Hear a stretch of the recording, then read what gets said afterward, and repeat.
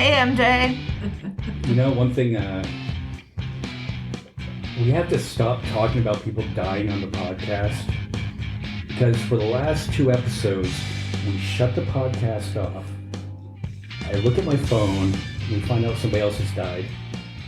Yeah. Last week was Bob Saget.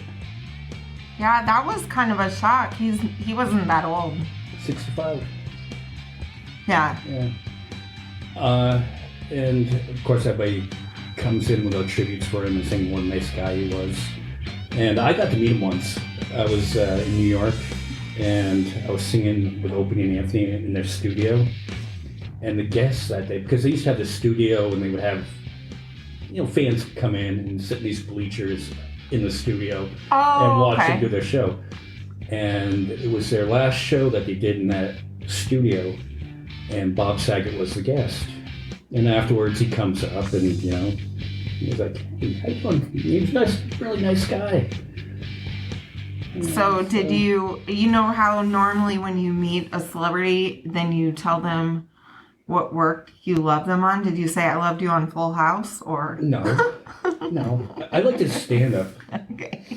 Because if you didn't know, Bob Saget was... Or America's Funniest Videos. Yeah, but... He was on that too, right? Did you ever see Bob Saget do stand-up? No, I've never been to any of his stand-up. He's the opposite of that. Oh, not wholesome. Not at all. like the Full House crowd. They will walk out. Oh, geez. On him. He's that bad. I'm trying to think of a heavy R-rated comic. I mean, he was even more so than Carlin. Even more so than Chris Rock. Oh, wow. I'm going to have to look up some of his old work to see. Yeah, go to Amazon Prime. There's a couple of stand-up specials on there. Oh, okay.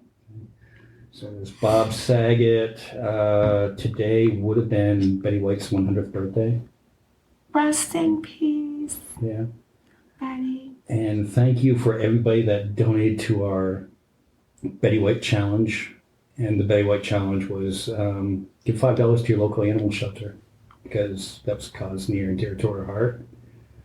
And we were able to raise a little bit of money for the Kingdom Animal Shelter. Oh, cool. Which one did it go to? The Friends of Mojave County Animal Shelter. Oh, okay. Started on Facebook. Okay. I don't know how much Facebook takes out of the cut on that. Like, say if you donate $50. I don't know either. Let's see what else we got. Today's MLK Day. Yep. And yeah. Seems like we're not making much progress in that area, though. That's I think that's what's so important about the voter rights bill getting passed. Yeah. And Jem, we'll introduce you, but you. We have a guest. You can chime in at any time. Okay? I wasn't sure. I was trying to be respectful, which is not usually what I do, right? We normally introduce our guests too. Yeah. So you've got J'aime Morgaine. I was being respectful. Jem's here. J'aime. In the house. In the house. Whoop, whoop. Yeah, because we needed somebody with a little bit of an expertise on what we're going to be talking about. I'm no expert. Yeah, but you know more than we do. Okay, well. You probably know more about civics than we do, because I think they might have, I don't know when they took civics. So I'm a little bit disappointed, I'm going to tell you, because when Michael called me this morning, he presented this like you and Michael were going to give this wonderful civics lesson about all of this. And I'm like, oh, right on. They've done their research and I get to just come in. And now I'm like, wait a minute. Okay, you lied to me, Michael. That's not lying. Well, we kind of did. Okay, so we were trying to look up stuff for this show. I was so impressed that you guys were going to be doing this whole civics history lesson. Well, we basically did Cliff's Notes civics lessons because we had to try to get, it seems like once you research one part of it, then you go down a rabbit hole and you're like, wait a second, what's this? Like, they'll use different terminology, like, and we'll get into it a little bit later, but like the nuclear option, all this stuff. And so you're like, well, what's this now? Then you got to type that in because they don't, and you got to go to a different article that like explains that because they'll just say, oh, they can use that. And some of these articles assume that all of us already know what all those things mean. And it's like, well, the younger folks don't. I mean, people even younger than me. Yeah, the key word was the filibuster. And there's certain aspects of the filibuster that we're going to get into in a few minutes here. The filibuster is confusing. It confuses a lot of people. And, we were basing this off of, Schoolhouse Rock. And I'm just a Bill. Okay, so should we break out with some kind of fancy song here about the filibuster? Well, I do that like the bell. Hey, Schoolhouse Rock rocks, right? I used to love that show. Oh my God, it was great. I didn't know if that was. I would have played it, but I don't know if it's copyrighted or not. I can't do that because they could sue us. Okay, we're rebels. We're rebels here, right? I don't want to get sued. We don't want to get sued. This podcast. We don't have anything. Yeah. We don't get paid for this show. Please don't sue us. The advertising dollars have not come in yet. We are going for the Joe Rogan deal, like you got on Spotify. We're trying. Just one thing before we get to the filibuster, and a lot about what's that about is voting rights. And the one thing that came out and I saw today is next year the Super Bowl is going to be in Glendale. Glendale, Arizona, or Glendale, California? Glendale, Arizona, where the Cardinals play. So if Arizona passes some of these restrictive voter rights bills that are on the books, they haven't passed yet, but if it passes, the NFL says they will move the Super Bowl out of it. Wow. And they will do it because Yeah. they did it, speaking of Martin Luther King Day, back in the 90s, Arizona voted against celebrating the Martin Luther King Day. And they were... So the NFL, the Super Bowl was going to be here in 93. So at the Tempe Stadium. Yes, at where the Sun Devils play. Yeah. And then the NFL said, nope, we're not, we're pulling it. It was the same reason that at the end of the Public Enemy concert that I went to in 92, Flavor Flav came out and said, yo, we love Arizona, we love our fans, but we ain't ever coming back to y'all's state ever again because they voted against the Martin Luther King holiday. So they're like, we're not coming here. What did they call it? It was called something else. I think maybe they were trying to call it National Civil Rights Day or something. Take it away from, they didn't want it to be called Martin Luther King Day, or it was something like that. Right, and they were also not for being a federal holiday where you shut down the postal system and everything like that. If I believe, because I was living on the East Coast at the time. And even maybe schools and everything too. If it's a federal holiday, all those things get wrapped up into it. Yeah. So all those things happen on a federal holiday, whatever it is. Yeah. Yeah, and they voted against it, so we didn't end up getting the Super Bowl in Arizona, I think, until 2003, maybe. I think it was at least 10 years later that they finally chose Phoenix for the location. Arizona is such a paradox because in so many other ways, they're on the cutting edge of all this great and fantastic stuff, and then we live in the dark ages, on civil rights and civil liberties and just human dignity, right? We're just in the dark ages, but we were cutting edge with water stuff back in the 80s, and I don't know. It's just we're a strange paradox, Arizona. Yeah. Well, they used to be behind the times too with the freeway, though. I remember growing up, and my mom was like, oh yeah, every time it'd come on the ballot for them to vote for a new freeway system down in Phoenix, she'd be like, yeah, they'd vote it down. They're like, oh no, we're never going to get as big as California. So then they had to play catch up. In the 90s, they started building all these freeways to try to catch up because they're like, oh crap, we are growing. Well, that sounds like this area, we had that half-cent sales tax increase to fund the roads here, and everybody was against it. Then they said, Well, the vote is for they're going to take away your right to vote for things, and that wasn't what it was about. It was about because the city council voted to increase the sales tax, which is well within the right of the instead city of the council. people. Right. Right. But, and it happened just, obviously, it didn't pass. Okay, the sales tax got repealed. And at the time, I was pretty vocal on the local sites on it. I'm like, okay, this is what's going to happen. The road's going to go to crap. And then you people are going to be bitching about the condition of the roads. You can't have it both ways. No, they want it both ways. But you can't have it both ways. No, I know. And I guess that's the mentality of the voters, which we're going to get into more as this progresses. And so we were, being from Arizona, and I'm sure across the country, a lot of us are frustrated with our Senator Sinema. And because... I have a quick question that I was going to ask, just getting back to the voting thing. So is the NFL going to pull it too even if they do the thing where they're trying to now get rid of our mail-in ballots? I don't know the extent of it. Right. Okay. They'll probably pick and choose how severe. I don't want them getting rid of that, by the way. I vote by mail, and I have since like the early 2000s, and I like it. And it's always worked for me. It's very efficient. I even had where I had a damaged ballot one time, had to call the office because it says call this number if you do. The folks were amazing. They got it right back out to me, a brand new one. It worked perfectly. The system works. Yeah, and I get excited. Leave it alone. That's the problem, though. The system works. And so people vote.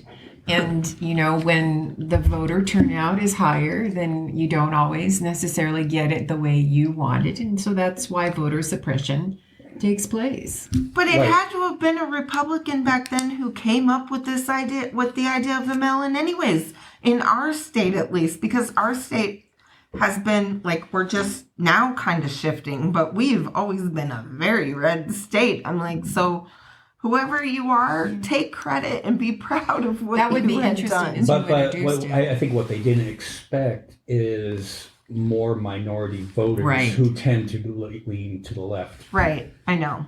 So you're only for it as long, and this is true, like, I want to make it very clear. This is true for either party. You're only for something as long as it promotes and supports the agenda that you're trying to get through. That's true of either party. Right. You're only going to support what is promoting your partisan agenda. And that's not, I don't mean that in a criticized way. Yeah. Right. Yeah. It's like... that's what partisan politics is. No, that's a fair statement to make. And we'll go back, it's easy on this one, to go back to McConnell blocked Obama's Supreme Court pick because it happened in March before the election year. The election was in November. So he blocked Garland from even getting to vote, but this year it was only 3 weeks, right?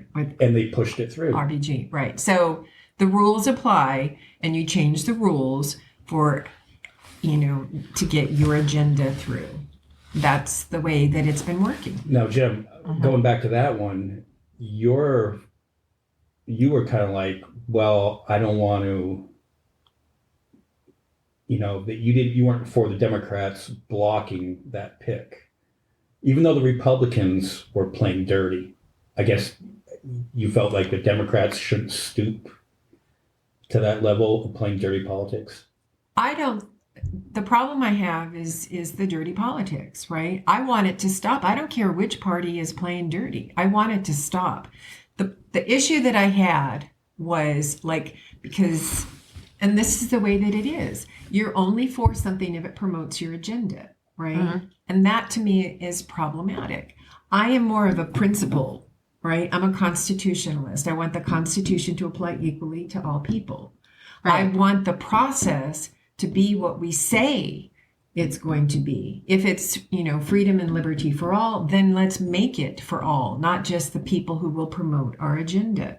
So I very often will take what appears to be the opposing party's side only because it's about an issue of principle, right? If you were okay with this the last time when you were in power and you wanted to get your agenda through, but now you're against it, that's a problem for me fundamentally. Why do you think, though, people were okay with McConnell's decision when it was Obama's pick, but then they flipped when it was their pick?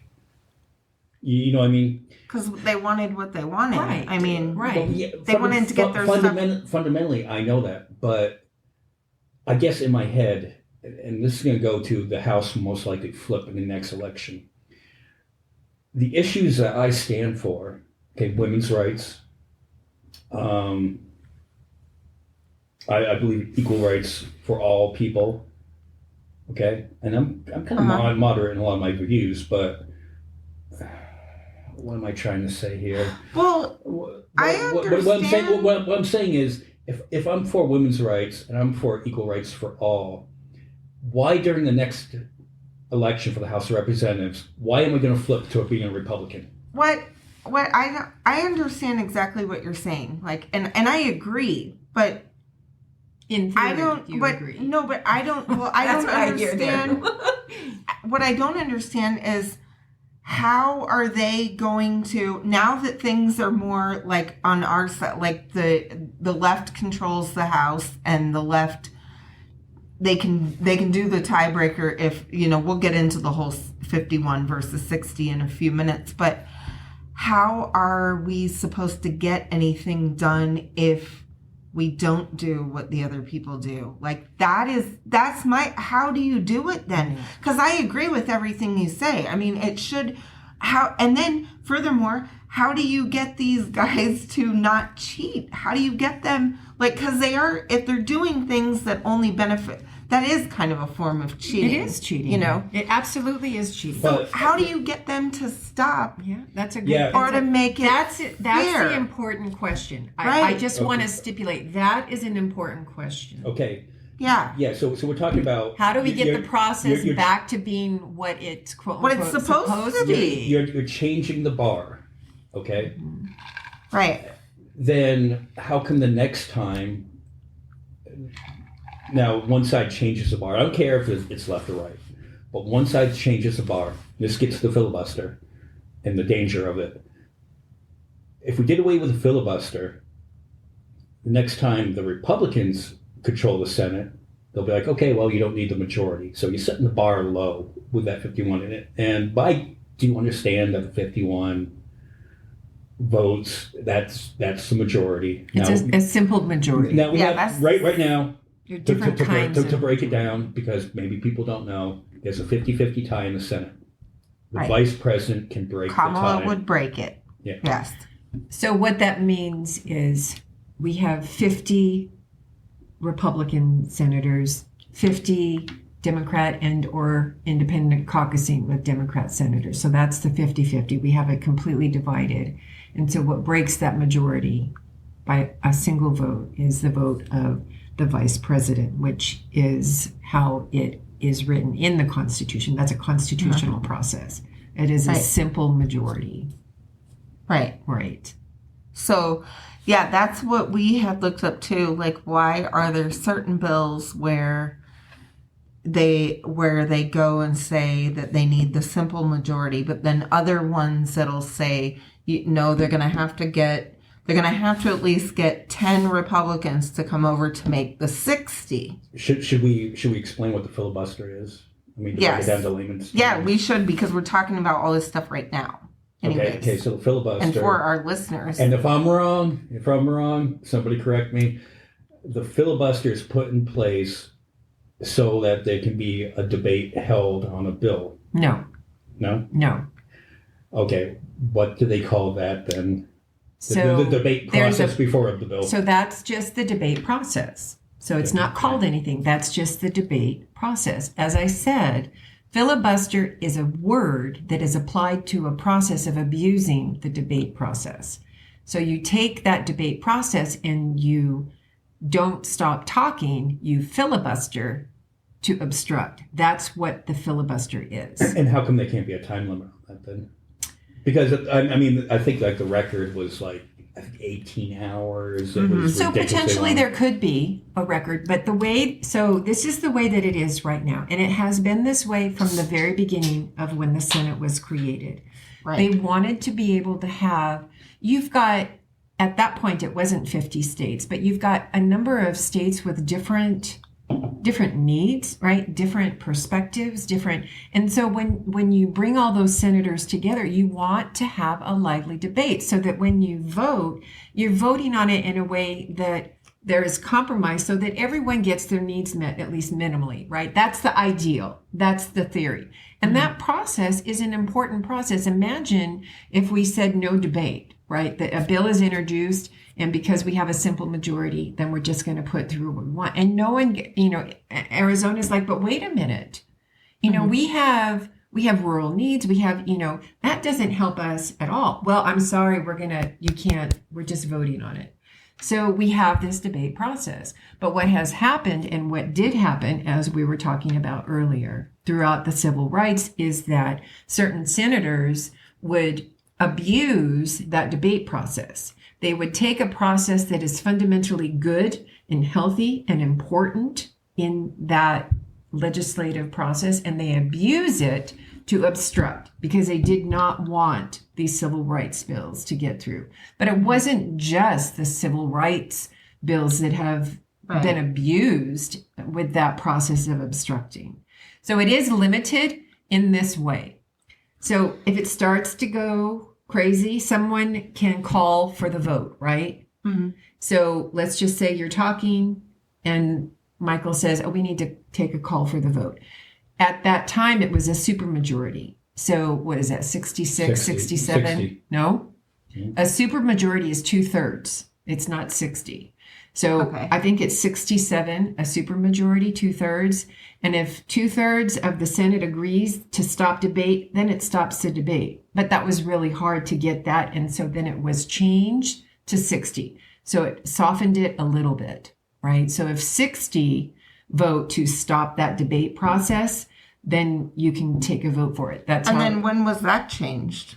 When was it dropped down? Yeah, specifically, like it's been sometime in the recent history. Yeah, so because it was a supermajority, right? And if you think about it, that makes sense. That if you've got the vast majority, both parties are saying, we need to, because it's getting abused. So we've had enough debate. Everyone's just saying the same thing over and over. Let's call for the vote, right? Okay. And if 2/3 of the Senate agreed, then you could take a vote. If they didn't, they could continue to debate until you get this 2/3 or the debate has stopped.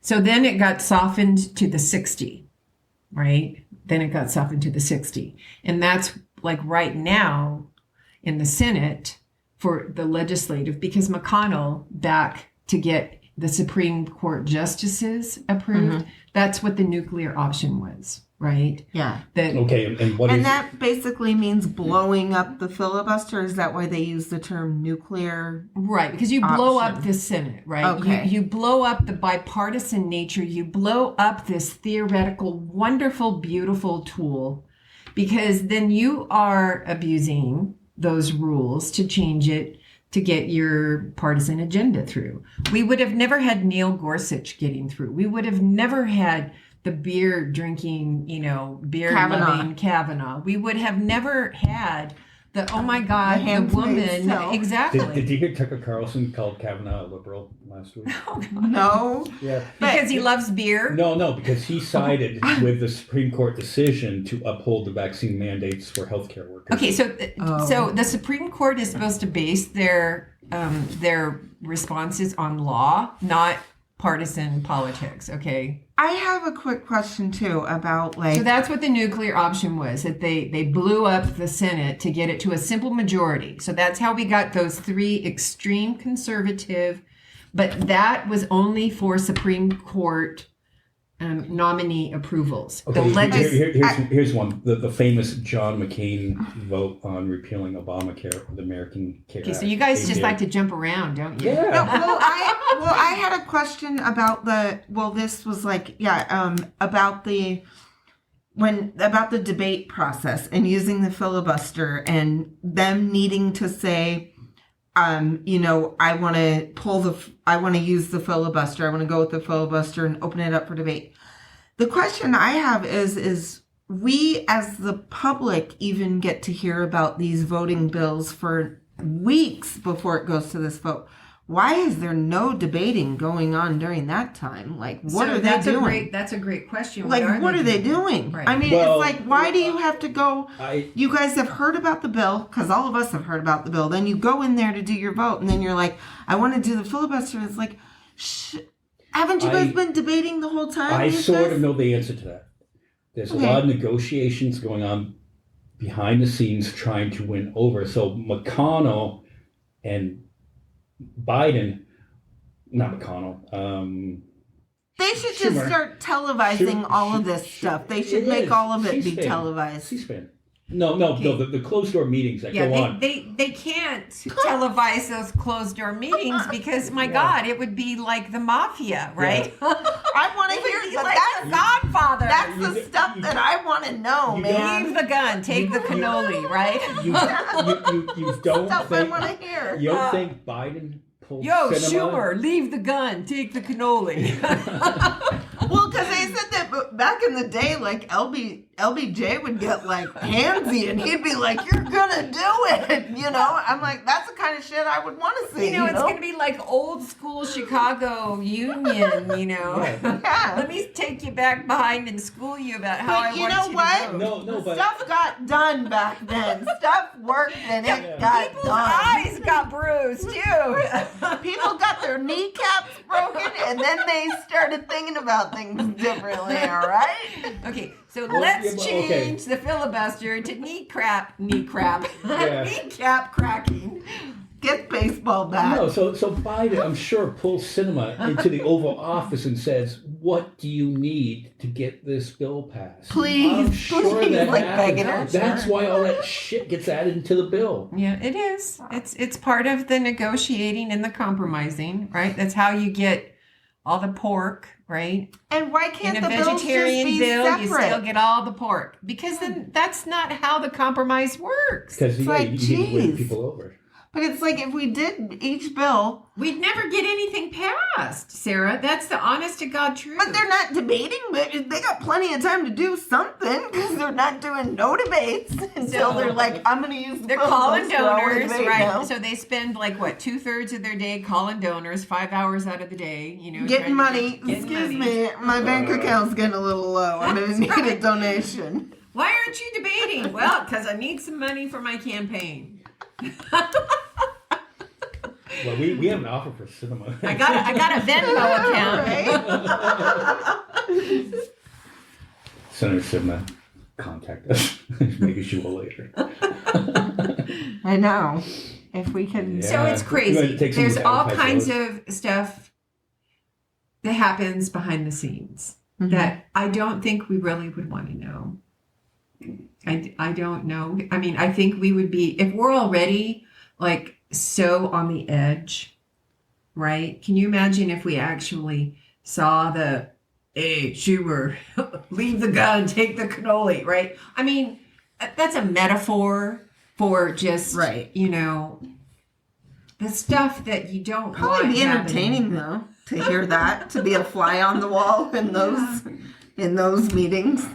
I would love to sit in the Oval Office, especially during the Trump years. I mean, that must have been entertaining. Oh, geez. No, I would not. That would be cringe. My brain would have exploded. That would not have been good. Mm-hmm. You'd be like, really? Did he just say that? So, but this is what they do, Sarah.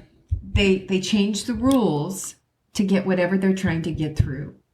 Right. And the Obama thing, Michael, that's exactly. Yeah, they're desperate. I mean, the desperation, I suppose, would be like, then we have to do something. But yeah, again, I mean, I don't know that it's really right to do that. I guess what, because Snow and I, we watch Bill Maher, and Bill Maher is kind of like the type that goes, hey, they're playing like this. They're changing the rules. If we want to get anything done, we're going to have to stoop to their level. and being the moral high ground that the Democrats tend to take most of the time, it doesn't work out for us that often. It seems like it works less and less nowadays because it's just like,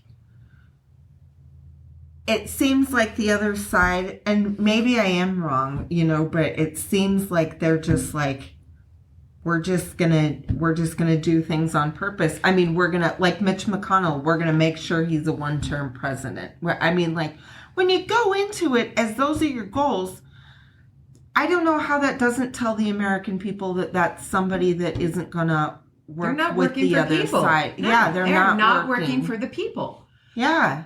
When you've got campaign literature going out election cycle after election cycle, that the only platform on that campaign literature is elect me so that I can obliterate the other side, and campaign literature comes like that from both sides, that is not a candidate who is going to work for the people.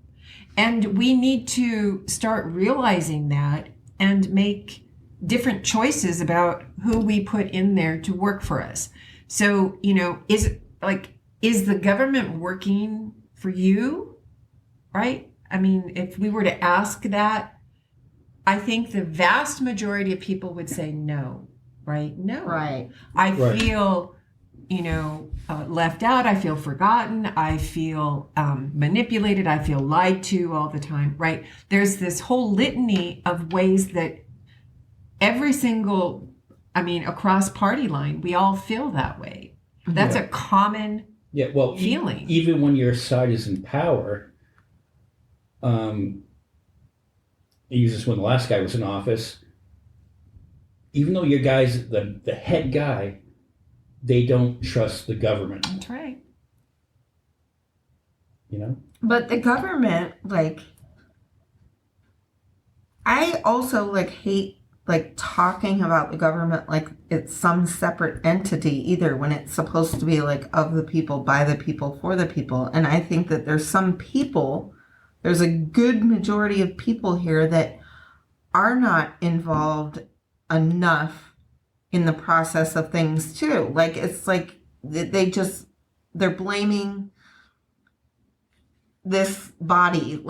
They do it with regards to union stuff too. They're like, well, the union doesn't do this. And I'm like, you are the union though. You pay dues. You don't just pay into something. They don't understand somebody what else the union to handle actually is. to handle your freaking problems for you. Right. And they do the same thing with this, and it's like, and it sucks that we have to do so much homework, as citizens of this country, but you should want to have some involvement in it, That's the politician, though, is going to break it down to very simple.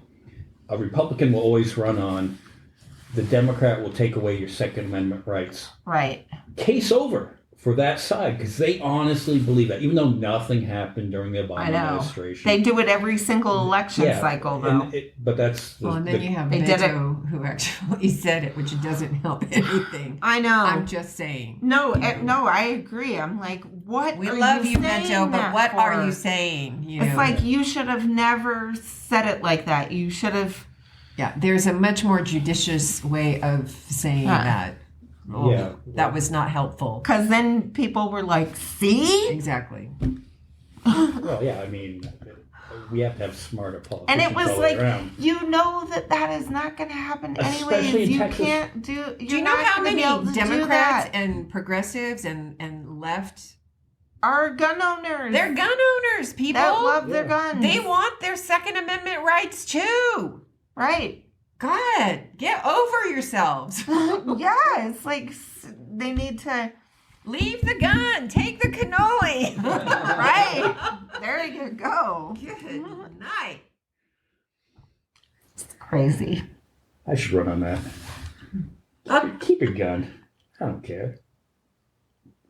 But then you can't go. Psychopaths can't have guns either. So it's fine. No, but there's many people on the right who agree with that too, though. They're like, yes, there should be some regulations. It's something like it's sensible people. It's like 80%, some odd percent of the people are for responsible gun laws. And to be fair, we live amongst a lot of the fringe that is like, no, I want guns for every single man, woman. When somebody comes out of the womb, fetal gun rights. That kid a gun now. We live in the 17% that is 100% for a gun. Every fetus has a right to own a gun. Right.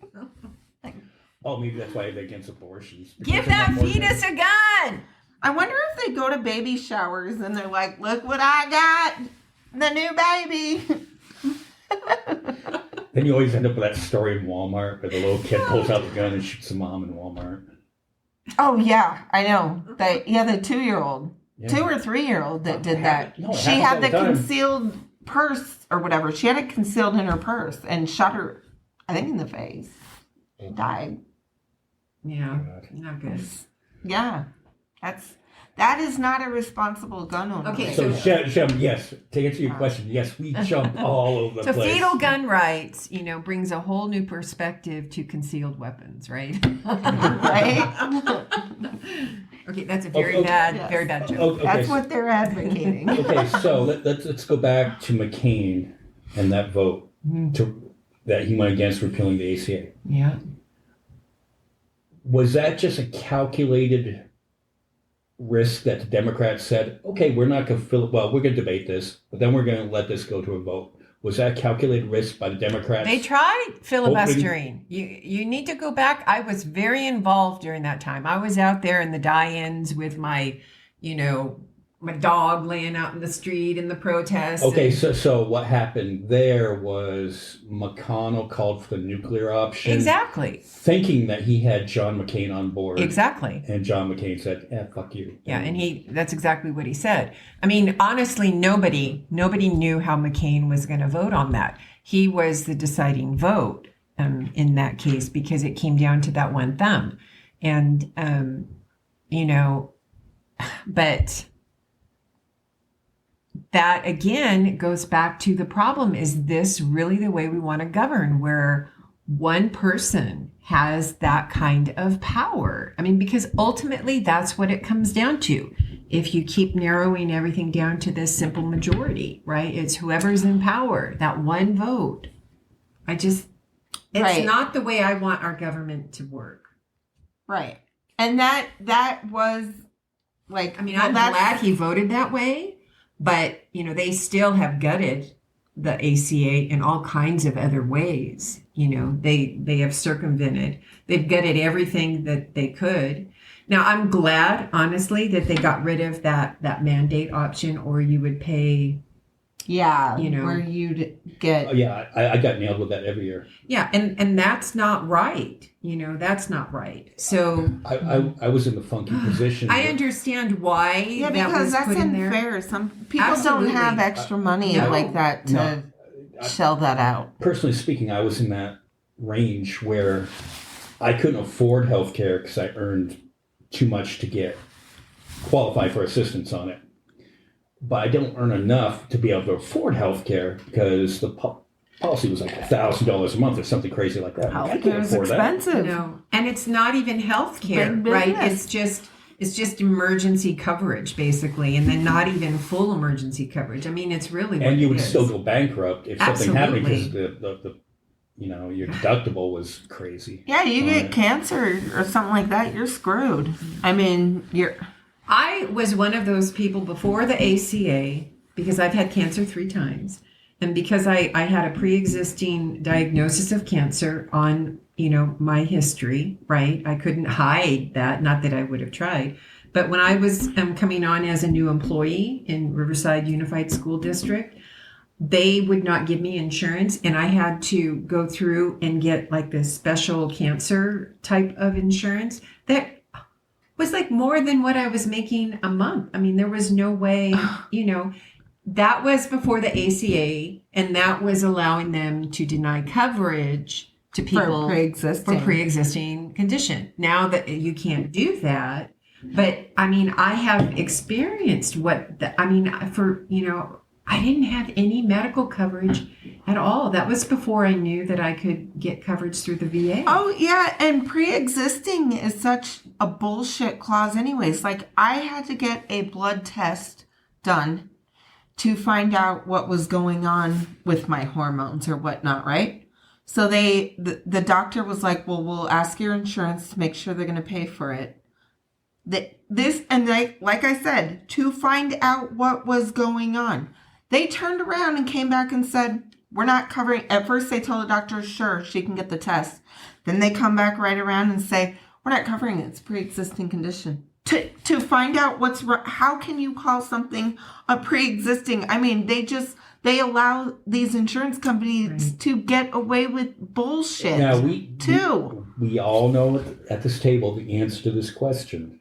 Okay, I'm going to say that before I even ask it.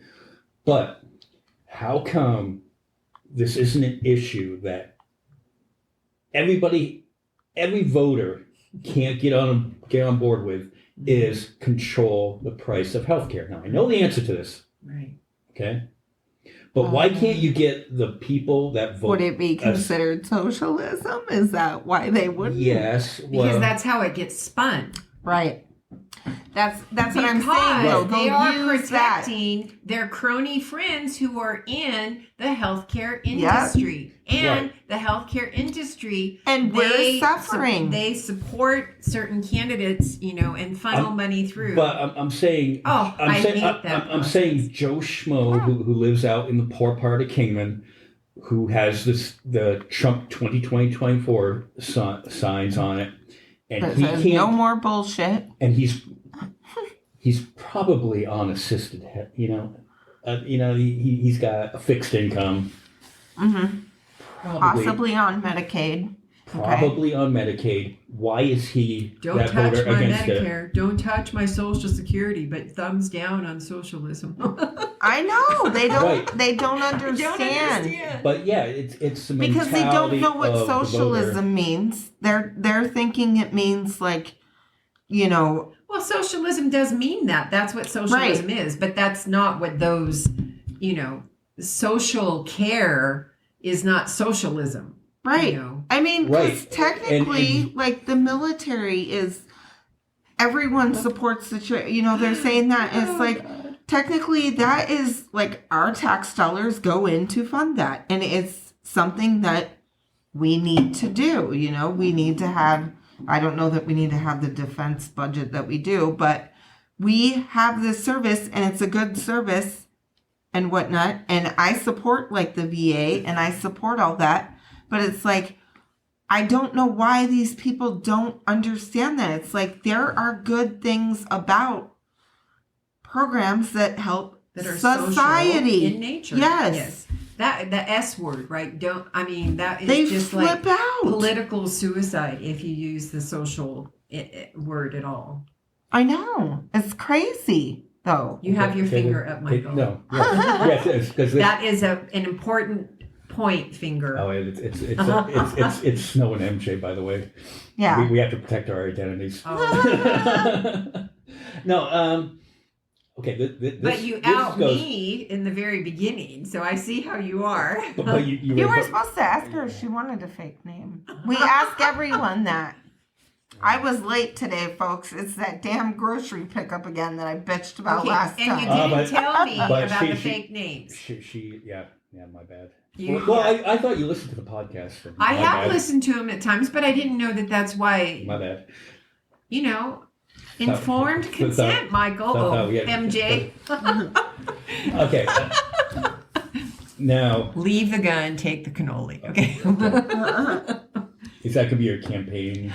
No more campaigning. Yes, okay. I'm done campaigning. You're not running anymore? With my dad, I had to suspend my campaign. Yeah. So I couldn't. And okay. That gets perfectly to the next point. Okay. You were brave to even run with the D attached to your name. That's true. Because it's a losing proposition. That's true. but you tried to go out and make the conversations much like we are tonight. No, I did not try. I succeeded. We had amazing conversations with people across all party affiliations. So there was no try, only do. That's Yoda. Yeah, Mhm. would say. Yeah. Yeah. I'm pulling in Yoda here because we had fantastic conversations. We went up to Colorado City, where you think is going to be like the most conservative, and it is. It is the reddest of the reddest of the reddest. And yet those people just embraced us. They flooded around us, and they were so grateful to have anybody show up there. So, talk about people who feel left out and feel abandoned by a political process. That is where the most abandoned people are. So people want to feel heard, Michael. Bottom line, it doesn't matter what your party affiliation is. Well, I mean, yeah, like we tried to get Mark Kelly here, and he did show up to the community college. Did he come to your podcast? No, he won't answer our We emails. didn't have a podcast. Okay, are you going to out him the way you outed me, and then try and I hide behind your? I don't have got anything. We've called out Paul Gosart many times to try to get him on this podcast. Which You had your own dealings with Paul Gosar too. Absolutely. Yeah, and that made Vice News. Yeah. I know that was. I That was remember awesome. watching it. I know. I was like, "Bah!" Like there was some language used that I thought was Okay. hilarious. Okay, but so there's an example, not to go into the detail, but there's an example of a politician who abuses the process to get, his personal agenda through. Why can't we tell that story, though? What you did was you were calling him out on Twitter. No. So he blocked me on Facebook, which sounds funny. But this is a politician who at that time, the only town halls Paul Gosar was holding was via Facebook. And it wasn't just me that he blocked. He blocked hundreds of constituents across all party affiliation. He refused to even acknowledge, he refused to listen to me. He refused any reasonable remedy for that.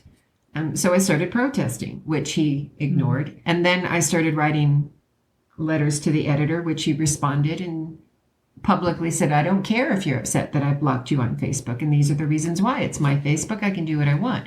As a politician, that is not the case. Now, at the same time that was all going on, we had the president at the time who was also blocking dissenting voices off of Twitter, which was an account that he was using for both official public policy as well as his particular style of stirring of the pot, right? And so through a process of, we sued him. I sued him. And the ACLU came on board after it was published across the country by Vice News. I don't know if the ACLU would have taken the case. How did Vice News find out about it? So they had, because some of the local Phoenix local newspapers had been following my protest, the stop blocking your constituents, because I was driving 3 days a week to Prescott for my OT. So I would stop by his office 3 days a week and deliver a stop blocking your constituents, protest. And so they wrote about it, and the Vice News producer saw them and called me, and I told her what I was planning on doing with the lawsuit, and she said, I'm sending out a crew. They're going to follow you for 2 days, and we're going to do a story. And they did. And then within 2 weeks, the ACLU said, we want to represent this case. And so they took over. But this was also, so Paul Gosar's brother, David Gosar, who was an attorney up in Montana. I like him. Yeah. He actually made contact with me and offered to represent my lawsuit against his brother. So, and that's that was the start of like that. I was going to make the point too that why they would also want to get in contact with you too, because it is kind of fascinating that somebody's entire family puts out ads why you should not vote for their brother too. But listen, that's when that started. It was because the Vice News interview that they did, where he spit out all that heinous stuff about the Charlottesville conspiracy theorists, and he just if you don't remember that part of the Vice News piece, it was like they got this amazing bombshell interview with Paul Gosar, why he would do that interview, but he did. And that was what set his siblings over the edge. And that was why David Gosar made contact with me. I mean, I had to decide between, so who do I want to represent me in this case? Do I want the ACLU or do I want David Gosar, right? Paul Gosar's brother to represent me. Wow. I mean, it was like, it would have been a crazy circus over here. It also would have generated a great deal of media, but that would have been the crazy circus. So I went with the ACLU, but it was a crazy thing. But that's where it comes down to the principle, right? It is fundamentally unconstitutional to censor your constituents unequally, right? Viewpoint discrimination. And we won our case. So good. Absolutely. So what did he end up having to do? Unblock you? So he did. Or? So here was the thing, because I had already filed the lawsuit, and that was history making by itself. It was the first Arizona lawsuit of that kind. So that's kind of a nice little piece of history that, one person can and does make a difference. That's the point that I really want to stress in this. One person who is relentless, who refuses to give up. So he unblocked when the Vice News piece came out. He thought that if he just unblocked everybody, right? So I woke up on October 11th of 2017 to a tweet from Paul Gosar personally to me. Welcome back to Facebook. The floor is all yours, right? Talk about a shock, but that was a shock. And he thought that would be the end of it, that I would drop the lawsuit, which of course I would not, because that was only one part of it. I wanted him to change his social media policy that was to make it consistent with the Constitution. So that, because his social media policy was unconstitutional. It explicitly stated. Okay, but how do you feel about this part about it, though, when he posted the cartoon about AOC? God. Oh, gosh, yeah. There's no words to describe that. And I even read his rebuttal. His family, I've heard the brother that was offered to represent David.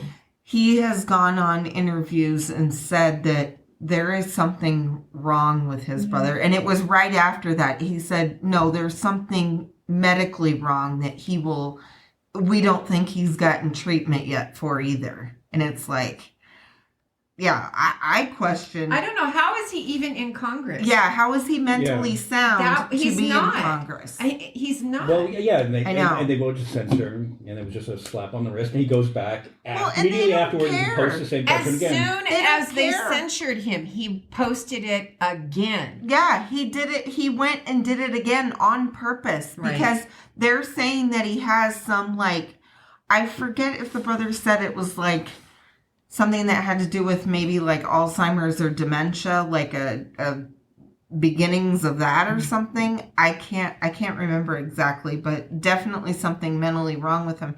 But all that's of them, a threat against the president and another member of Congress. How is he still a member of Congress? I know, because it would take 2/3 to expel him, wouldn't it? Well, probably. There's the right. 2/3. You have to do the whole That's vote probably thing. true. It would take a supermajority to actually hold him accountable. And the thing is none of those idiots, I call them idiots because they are, Marjorie, Lauren, and Paul, all three of them.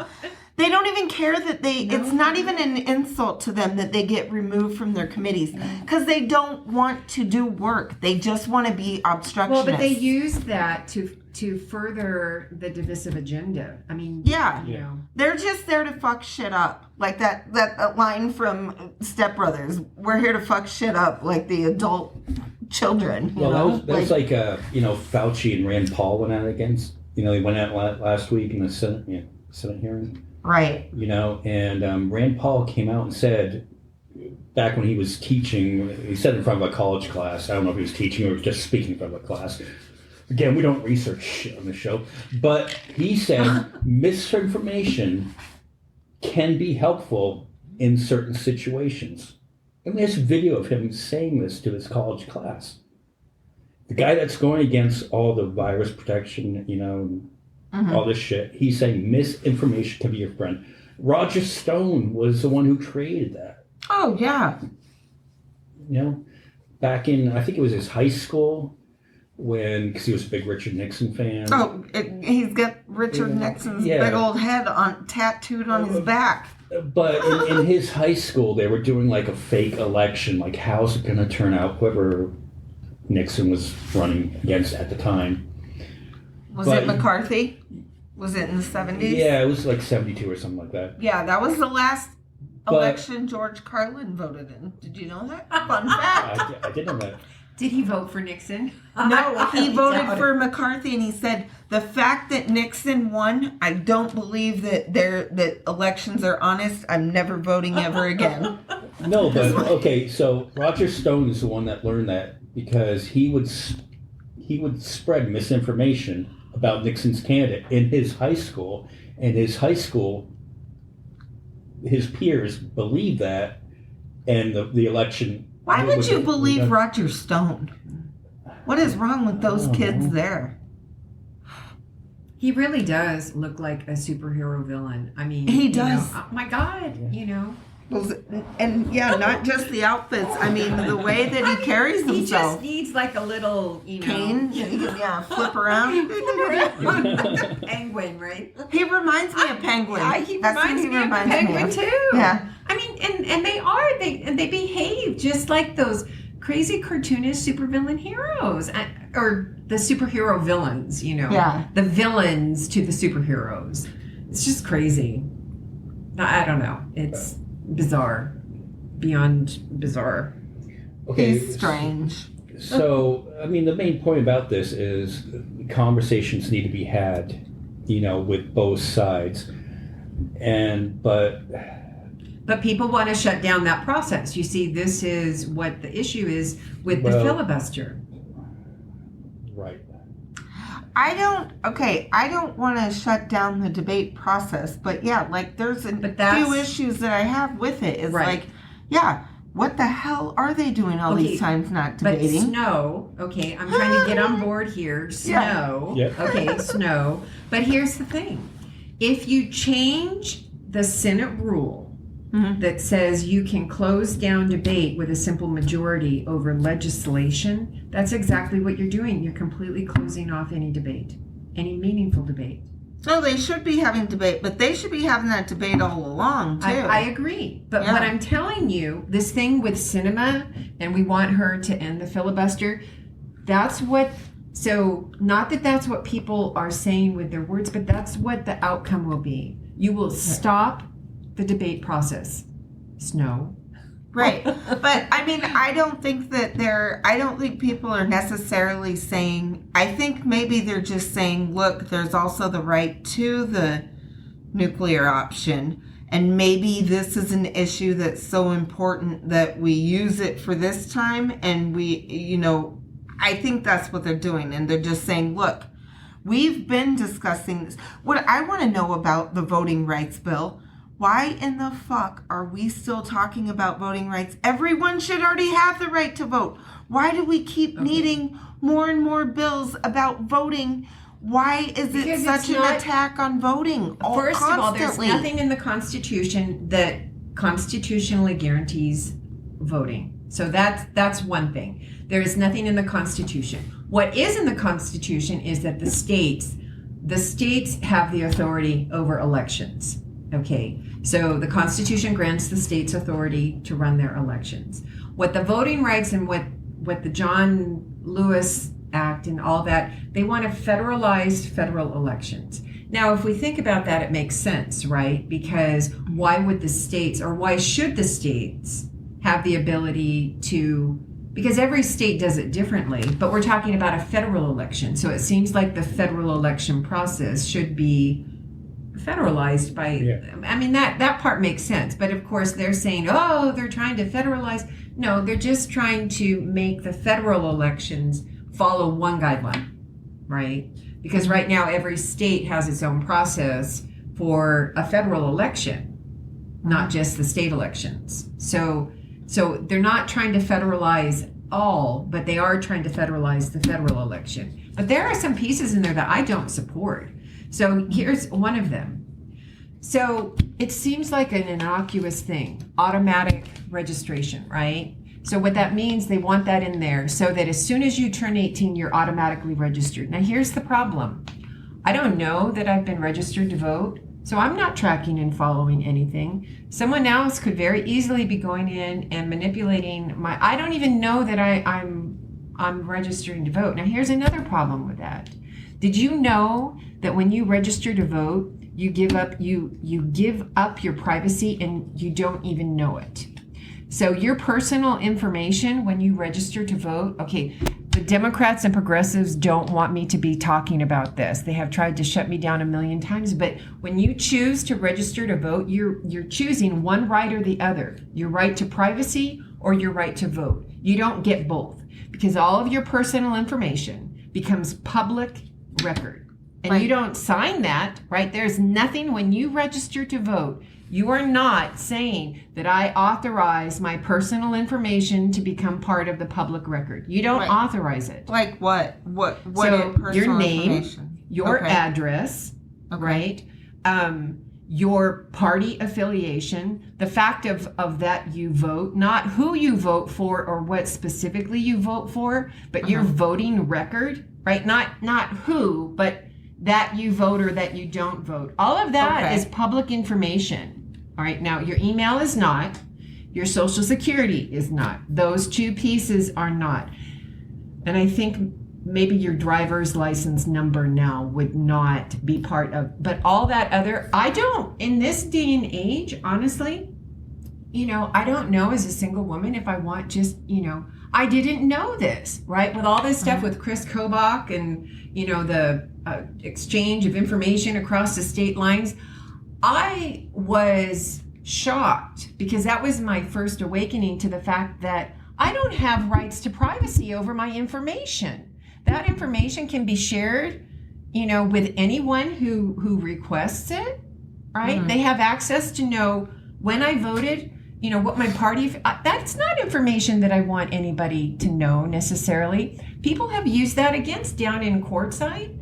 There were employers who were going in and checking out what your party affiliation is, and then they were harassing those people who are not Republicans. Now that's against the law and it's wrong, but it's happening. Why? Because that personal information is public, public access. Those people should sue too. Where would you find that information? Find out what information? Find out so you're saying my employer could find out who I voted for in the last election? Not who, but your party affiliation and when you voted. So you go down into public. It's a FOIA. It's a Freedom of Information. There's a form.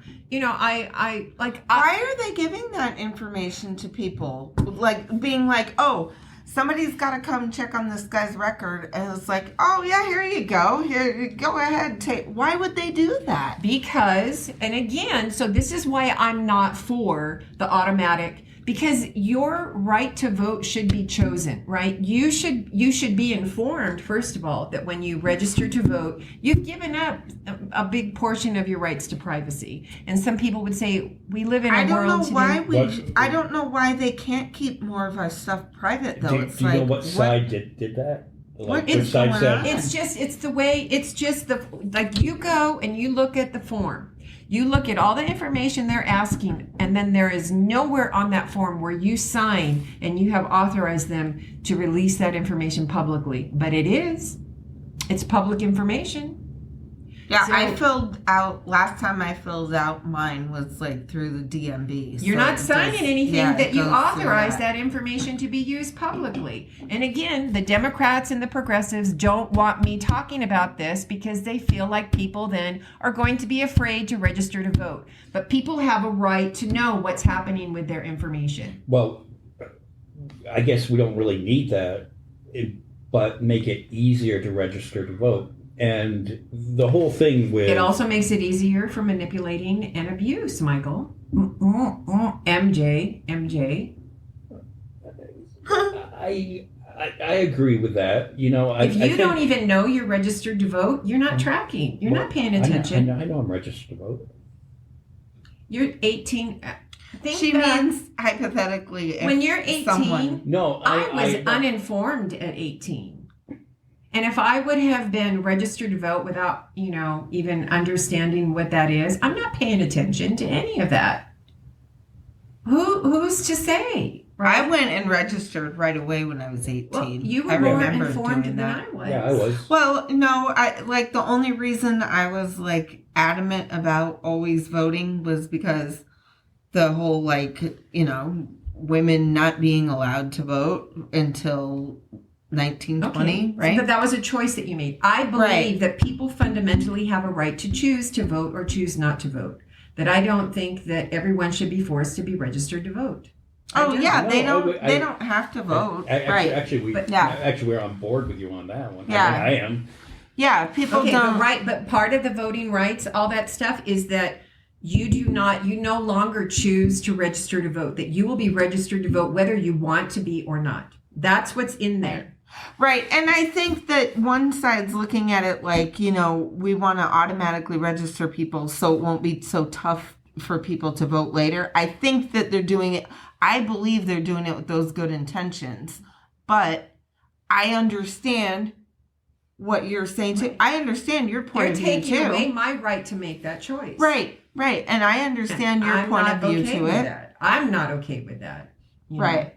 I wouldn't be okay for my children or my grandchildren for that. I want them to make that choice and to accept that responsibility. So that's me. Why can't there be a line though where, say in Georgia, where they're closing polling places to make it difficult for a certain demographic of voters? Now this demographic has to drive 20 miles to a polling place and wait in line for 2 or 3 hours. I think that's where I agree with make it easier for people to vote. But that's a separate issue. That's about polling locations. I'm talking. So yes, we want to make it easier for people to vote. But in my opinion, I don't want my rights to be just assumed by someone else. In this case, the government saying, we're not even going to, give you the choice. We're just going to register, you to vote whether you want to be or not. Why? Because you've turned 18 and you're just going to be automatically registered. That to me is a violation of our personal rights. I believe, and if I were an attorney, I would fight it all the way. I mean, I just think it's fundamentally unconstitutional and arrogant of this government to try and tell me that they're going to register me without my, approval or consent. No. Well, I mean, if they're going to, my thing is, okay, if they're going to automatically register people and they're talking about the thing about the mail-in ballots, they are going to need that person's signature. So that person's going to need to fill out something. So I don't know how they're going to do the whole automatically registering people because they're not going to have their signature yet. So they're going to be registered to vote, but Right. But then there will be other processes, right? But they're registered to vote. Okay. Their information is public information. Okay. Yeah, well, I mean, that part just didn't. Can't you have a registry of people that are eligible to vote, and then you have to sign off on it? You would have to prove your signature. You have to show your signature when you go to vote. You have to sign off. I don't know if that's in the legislation. This is a problem. Is that even in there? I don't know. And even with that, Michael, the bottom line is if you have a registry, it's just like when same-sex marriages, right? You have a registry. You have a list of people that it's now public information, a fact of your personal life that you may or may not want people to know about. Well, to tell you the truth, that's why I always registered as independent, because I didn't want people. And now in Massachusetts, I could register as independent, and my ballot, I would go down and be like, okay, well, And sometimes I would vote for Republicans. But even registering as an independent, every party still has your information. As a candidate, I purchased it. I paid $197 from Mojave, to Mojave County, and I got the entire Republican, Independent, Green, Libertarian. I mean, I have everyone's, because that's public information. So I know where everyone lives. I know when they voted. I know when they didn't vote. I know which primary. I know which, if you requested a Democrat ballot versus a Republican ballot.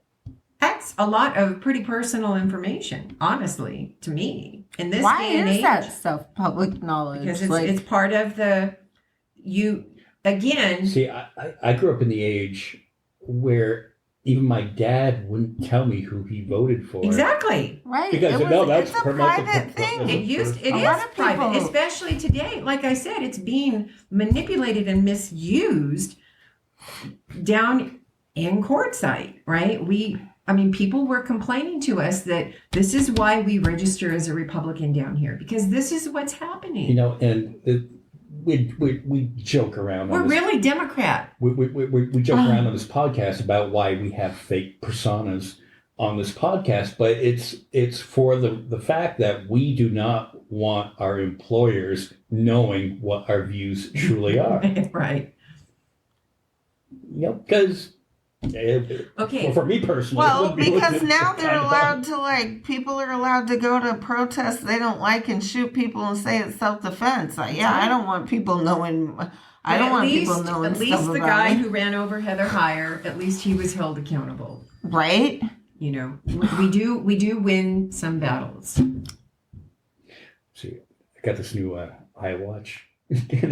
My blood pressure must be going up because it says, pause and reflect on how your day has gone today. Well, but these are the things. So, yes, if you're going to have this automatic thing, you need to understand the bigger picture of what you're actually, it seems like a simple, innocuous thing. Of course. Why would we not want people automatically registered to vote? Well, there are reasons why, right? One of the other things in all of this stuff that they're trying to get through is that like here in Arizona, we have public, clean elections, right? It's public funded. You have to follow all these rules. And part of what's in there, and again, I'm going off of what one representative, when these things are 6,000 pages, I can't find specifically, but there is a stipulation in there that for, at the federal level, they're trying to pass so that for any party, donations of $200 or less will be matched by the government 6 times over. Now, Bernie Sanders, the majority of his donations were $25 or less, right? Or something like that, because he's a grassroots candidate. Now, let's say $17, right? $27. Right. That's okay, what it was. $27 now. Okay, so let's say Bernie Sanders, so the $20 million he raises, and they're all this, $27 or less. So that means that the government would then have to match that 6 times. That's $120 million that our taxpayer money would have to then go to Bernie Sanders, one candidate. No! 6 times? That's very self-serving. 6 times? I would like that money to go to Medicare for all. Absolutely. But what I'm telling you is that's what's in this legislation. I do not agree with it. Yes, I love public funded. I mean, I was a clean elections candidate, you guys. I love the idea of a clean election, right? They're trying to, but I'm not okay with that much money being funneled out of. Why aren't they still trying to fight to overturn Citizens United? I mean, they need to get the money out of politics. I don't know if you can. I mean, that's one of those. I just don't know. Right, because the way because they'll find another way of getting around it. The way it's flipped on that side would be, well, these corporations have just as much right to have their voices heard like we do. That's the fight on that side. And that's thanks to Hobby Lobby, that lawsuit, which actually set precedent that corporations can be litigated as an individual. Hobby Lobby, that lawsuit gave them the right to deny providing birth control and anything that covered abortions to their employees. And so that precedent set that. So we're opening up this precedent that can really be problematic. Really be problematic. I think it's very easy. There's no solution. No, we want all these wonderful things, right? Voting rights. How can you be opposed to voting rights or the Voting Rights Act? But when you really, and there are parts of it that are good, Sarah, No. Short for snowflake. Need to put stickers on. Or shorter name tags. But there are good things, but when you look at the bigger picture, for me, I can't support it all. I'm not saying I am opposed to everything, but no. Right. No. Well, hey, good for you though for knowing I mean, all these individual things. Like you probably looked over what's in the entire thing more than some of the people, and I would guess that you know more of what's in there than like Marjorie Taylor Greene or Lauren Boebert. I would guess that. These are problematic parts to me. The thing is, and I'm not making Democratic friends right now. the thing is, though, we like to joke that we're not informed, but actually, you and I are pretty informed about stuff.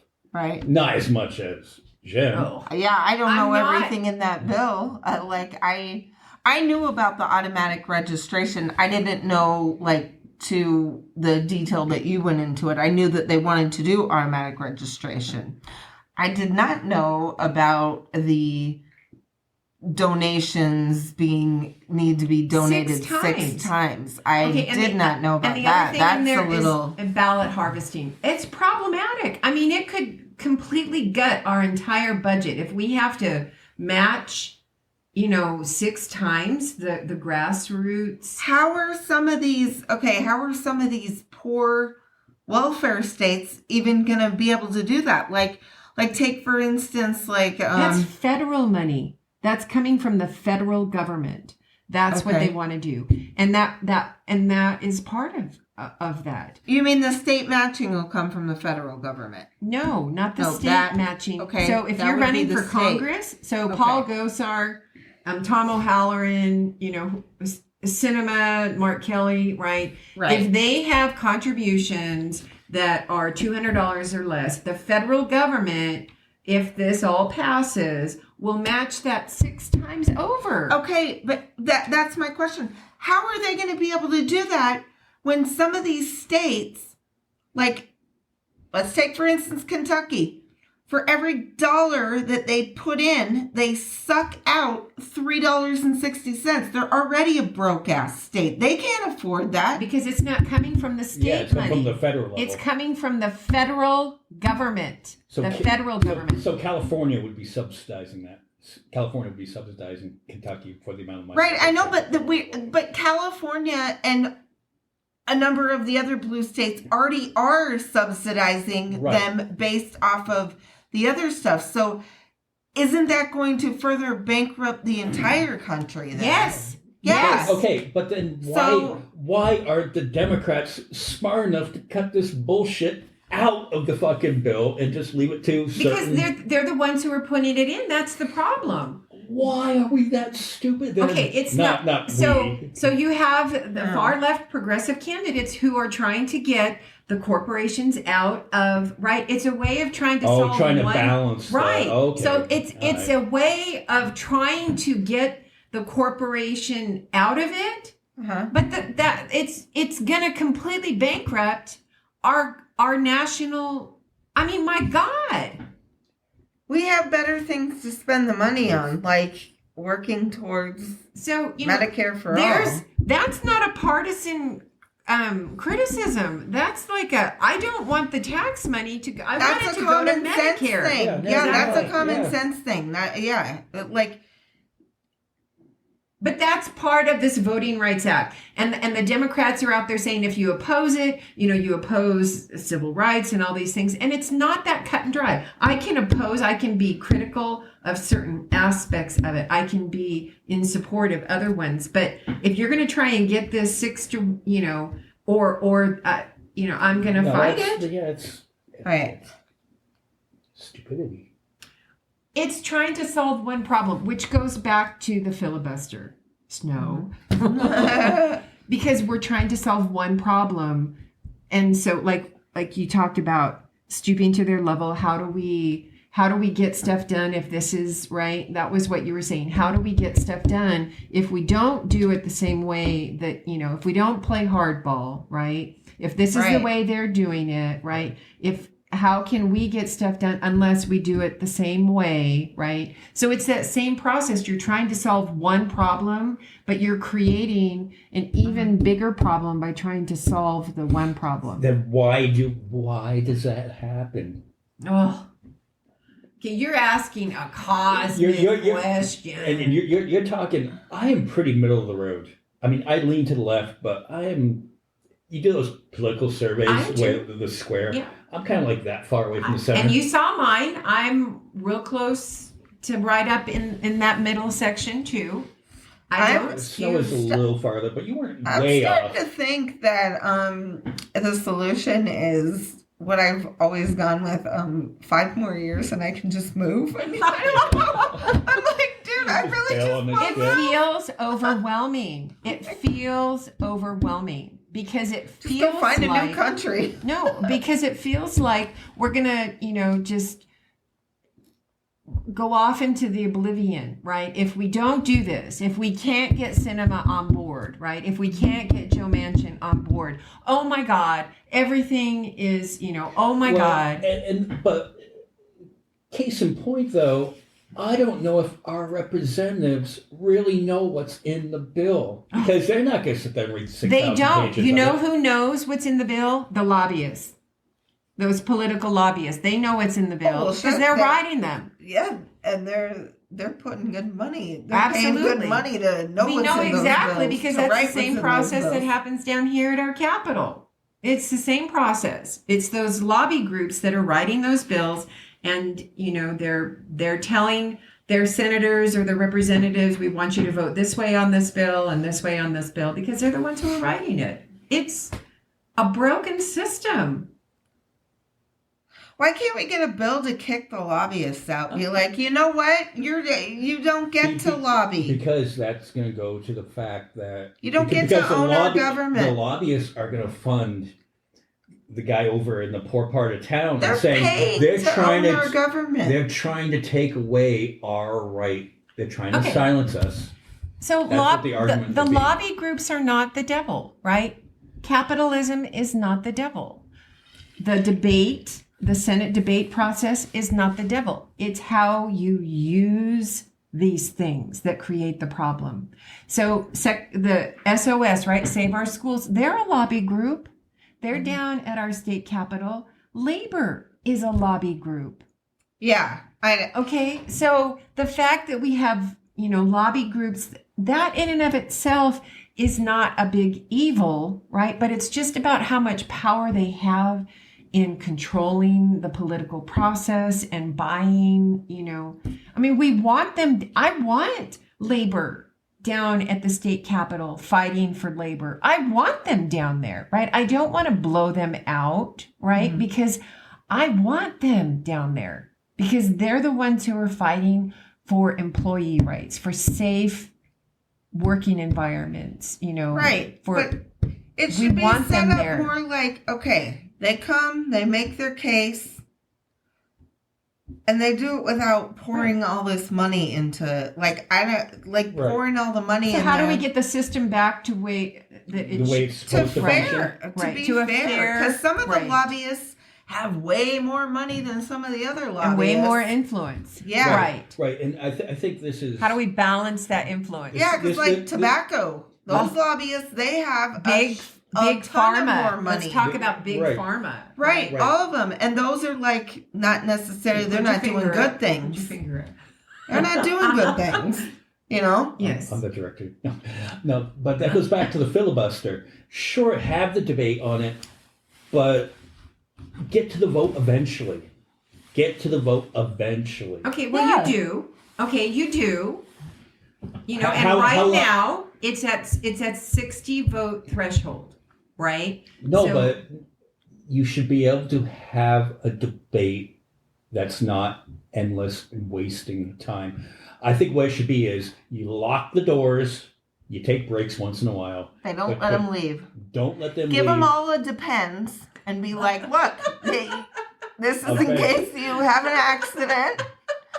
But you're waiting in here, you're getting this done, and then you can go home. You can go to the bathroom. Right. We want a more functional debate process.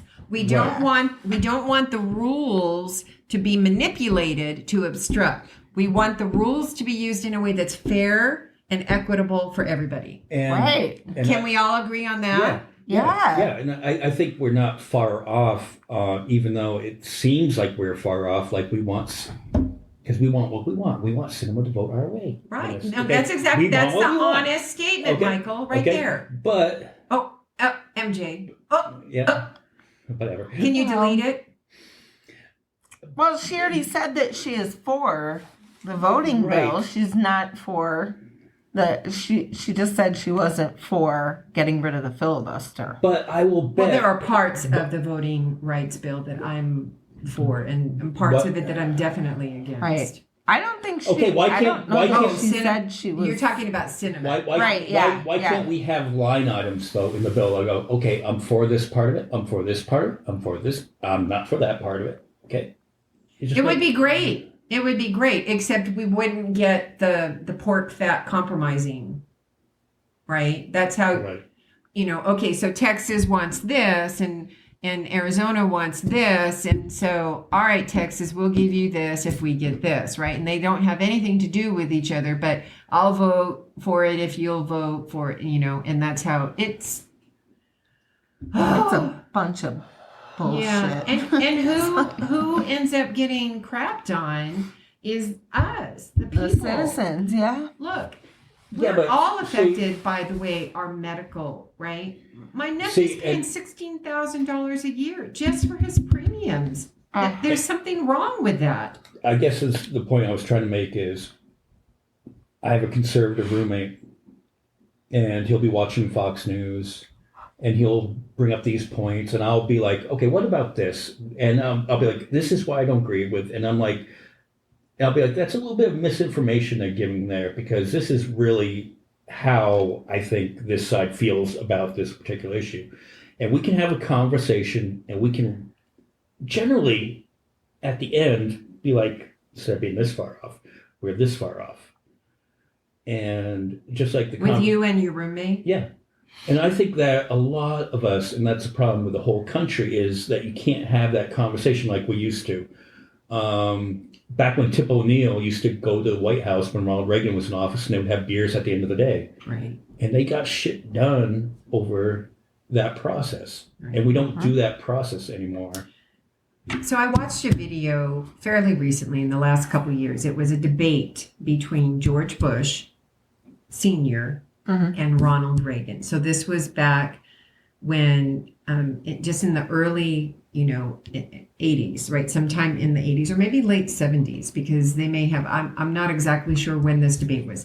It's a very, very interesting debate because the question about like illegal immigrants, right? Living in communities. And, George Bush, his answer was, these people are living in our communities. Why would we not want them?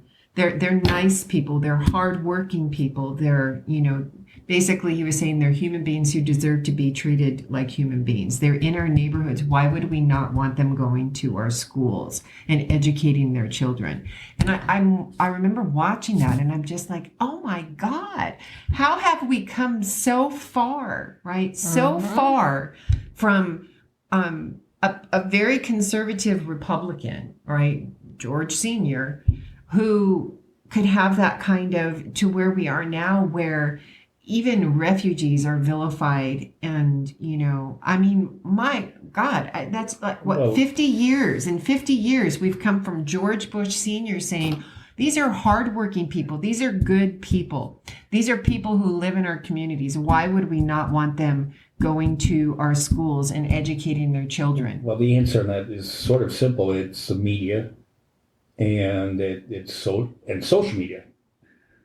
The media, the corporations, they'll buy advertisements, and I think it would be boring if to today's society, if you had Walter Cronkite coming out doing the news, and You remember that, don't you? I remember Walter I'm Cronkite sure in the some 6 age. o'clock news. See, I am He informed. just told the news. He just told the news at the end of it, and the- that's the way it And the is. opinion was 2 minutes at the end with a great big thing at the bottom that these are, views that not necessarily of the, and you knew very clearly this is the news and this is the opinion, right? It is Right, not the and case now it's become both sides. Whether you're watching Anderson Cooper or you're watching Tucker Carlson, you're watching opinion. Yeah. News. That's Now- the news. now News is now news- opinion. Are actually entertainers. Like they're Yeah. considered entertainers. They're That's why Snow listens to the BBC to get her news. not. Although she does listen to left wing radio too. Yeah, which is opinion, but I tend to agree with a lot of it. Yeah.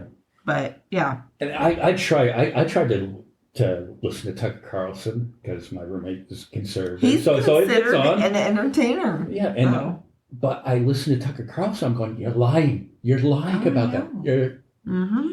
I know. And they're allowed to. but that to the I don't know if I want to call them uninformed because I don't want to take a dig at anybody. But if that's the only thing that you're That's right. taking in, and you're not listening to what the other side is saying, that is going to twist your I'm using the wrong words. That's going to affect your decisions and your outlook. It on shapes certain the issues. frame of reference that you view everything else that comes into it. It changes Confirmation bias. It changes your Yeah. glasses. It changes your lenses. It changes the way you interpret everything. And I'll admit, it is hard. It's real hard to listen to the other side. And the reason why is because, I tried to listen to the other side on the radio, and so I click over, and it's just every sentence is this person's stupid, and it's insults and negativity. And I'm like, there's no talking of any ideas over here, though. I'm like, I don't know how much more I can listen to this, because I'm like, what are your solutions? You're just oh, then he did this idiotic thing. And I'm just and they're firing, there's a market for that, though. They're firing people up who are angry about That's right. being left behind or Exactly. whatever. Exactly. So they're firing that up, and it's gotten to where it's so far that those people are okay with just listening to stuff like it goes that. to, and to be fair, I didn't, okay, I did hear about this. I didn't watch for myself, but I was following the hostage situation in Dallas over the weekend. It was on Saturday. It was a synagogue. Somebody came in, took 4 people hostage that were... Yeah, I heard about it. Okay. But if you go on to the One America network, who DirecTV is dropping, there was no mention of that situation. All it was they were talking about how Donald Trump is in Arizona about to make a speech, how the election was stolen. There was, Okay. there was what's no really- mention of that news story over What's here. really scary about the One America news, it took me several times, because my dad would have it on the TV, right? Mhm. It took me several times a lot, before I could figure out what was making me feel so uncomfortable, right?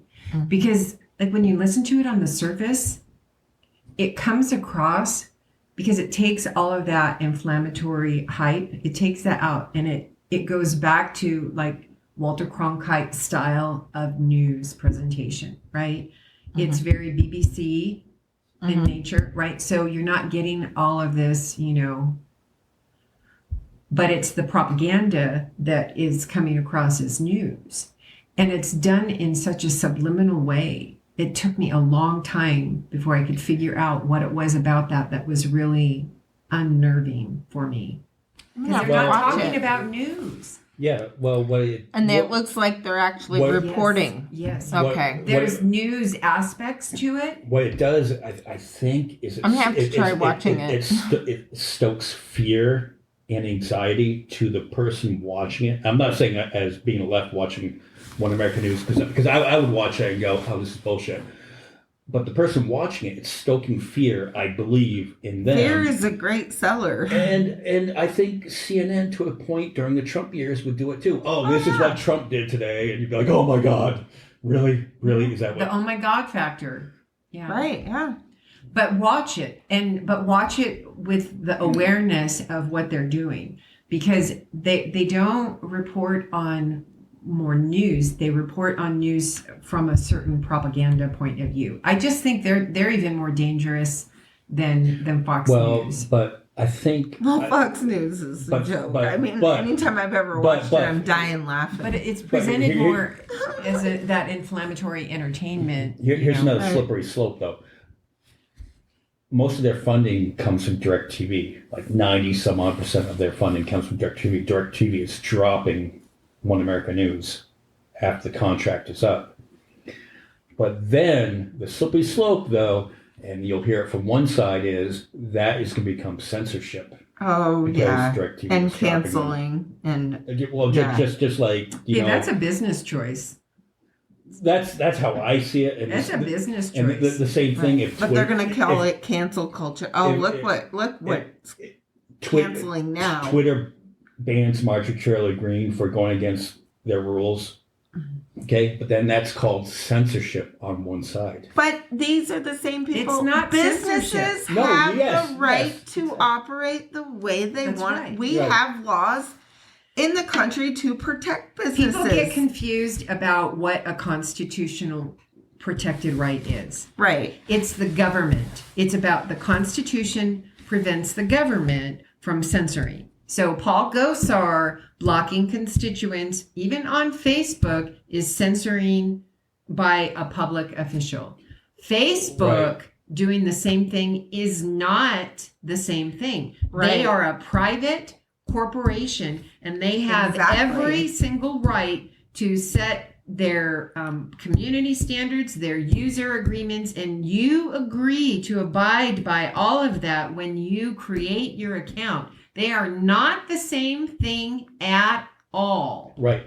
Much like you have to wear a mask to get on the airplane. Now, that's the airline's decision to make that and they have rule. The right they have the right to do that. They have the right to run their businesses and if that. If you don't want to wear your mask, do not fly that airline. But it may be, and I say may be, unconstitutional for the government to make that same mandate. Right. We have said this many times that we're against federal mandates. Right.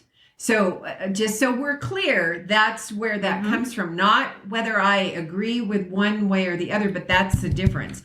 A private entity has every right to whatever, like as a business owner.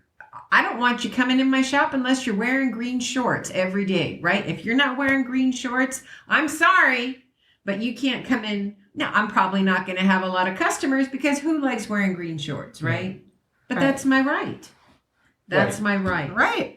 But if the government tried to say that the only people who could come in your shop are the ones wearing green shorts, it'd be like, oh no. Well, like we have a restaurant. I like blue shorts. We have a restaurant off the highway. That's where this stuff comes from. There's a restaurant off the highway that they changed the name of the business. Well, they changed the name of the business, but their slogan out front, they changed it to "Let's Go Brandon." I thought they changed their name to that. No, it's still the name of the business. That's still the operating name, but "Let's Go Brandon." It's right off the freeway. Now, as a business decision, that's poor business because not here. I know here it's brilliant. No, but they're not forward thinking. Like, hey, I'm hungry. I want to go get some tacos. Let me pull off this exit and go there. Let's go, Brandon. No, that's stupid. I'm not going to go there. Okay, but the majority of people here are going to love that. The locals will like it. Locals, yeah, they're not going to get any. They're not going to get a whole lot of pass-throughs. No. But that's not the business they're going after. Yeah, I agree. I mean, but they have the right to change their name to that if they want to. I mean, fine, do it. Did they have a sign that?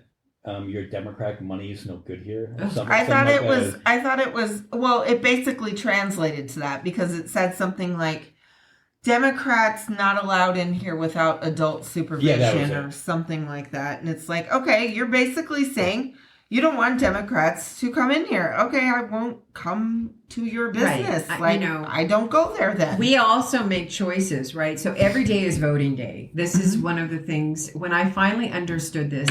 Every day is voting day. that I vote for what I want everywhere I spend my money. And that's the truth. Right? Right? Yep. When I shop at non-union places, I am voting non-union, right? So I wish we had more union, like as a candidate, I would get kind of there were certain things that people would look for that union bug, right? Right. Well, where I live, there's no union shop here. Right. There's no union. Okay, so how do I get my stuff? Right? I need it now. I need it today. So I shopped locally, which was good for local economy. But, we got beat up a little bit because we didn't have a union bug on everything. And it's not because we weren't pro-union, but, as Democrats, it's like you have to have well, then we need to have union shops here. And it's like we're also, it's hard, it's difficult in a state like Arizona too. Arizona's always been a right to work state. It's never really been a union state. Right. So yes, it is difficult. It is difficult To go but against again, something it like that. still goes, if I have a choice, right, I would pay more for, Right. I would rather pay more at a union shop than to get over here and, Right. it's not just about getting the best, the cheapest, Right. We need to put our money where our mouth is. We say we want to support America, right? So why are you buying all your stuff from all, these other countries, right? Buy local. Like Sam's Club, you remember Walmart and Sam's? That used to be their big thing, is everything that was in Walmart and Sam's Club was American made. It was an American product. And that died with Sam, I think. I know. But I remember that, right? And I remember the song. Well, Look for the union label. I also remember, though, they had this thing, if there's more than 2 people in line, you'd open up another register. Now you go there and the whole thing, at least in our local Walmart, it's all automated. Yeah, there's no... Yeah. Oh, the lines are long too. But every day is voting day, right? We've lost that because, every day is political, partisan, divisive day now, right? It's so exhausting. Very disheartening. It is disheartening to live here as a... Yeah, but this isn't something that's prevalent just in this area. It's nationwide. Okay, that's true, but let's be real. Yeah. Oh, yeah. Here. Yeah. We are the single least... Gosar's district, that congressional district, is the single most secure Republican district in Congress. All of Congress. Hands down. And it's a fact. Hands right? That's down. where we live. And that's where we the thought... red wall of Arizona. That's why we thought you were brave to run, because for me, I don't have the patience to do it. I just don't. So I started running as an independent. You probably don't remember that. I've never been a partisan affiliated that I remember ever.